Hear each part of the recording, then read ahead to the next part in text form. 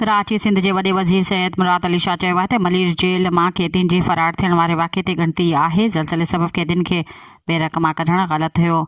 Malir jail मां 216 कैदी फरार थिया, कुझ खे गिरफ़्तार कयो वियो आहे। ज़िम्मेवारनि जे ख़िलाफ़ सख़्त क़ानूनी कार्रवाई कई वेंदी। कराची में तक़रीब खे ख़िताब कंदे सिंध जे वॾे वज़ीर चयो त कैदियुनि जो मुतालबो हुयो त बैरकनि मां ॿाहिरि कढियो वञे, पर ज़लज़ले सबबि कैदियुनि खे बैरक मां ॿाहिरि कढणु ग़लति हो, छो त मामूली नोयत जे लोॾण खां नुक़सान जा इम्कान न हूंदा आहिनि। उहे नंढा ज़लज़लनि जा लोॾा उन हवाले सां बहितर हूंदा आहिनि त उन सां वॾा ज़लज़ले जा लोॾा न ईंदा आहिनि। हुन चयो त कैदियुनि पुलिस खां हथियार फुरिया ऐं पोइ को बि ख़तरनाक या पढ़ी ॾोहारी मलीर जेल मां फरार नाहे थियो। मफ़रूर कैदी वापसि अची वञे त ॿी सूरत में सख़्त कार्रवाई थींदी, छो त जेल टोड़ण जो केस में उहे माण्हू नामज़द थी विया त उन्हनि जे लाइ वॾी मुसीबत बणिजी वेंदी।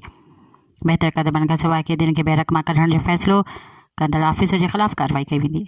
सब्सक्राइब कयो अवामी न्यूज़ HD खे ऐं ताज़ा तरीन ख़बरुनि लाइ ॾिसंदा रहो अवामी न्यूज़ HD।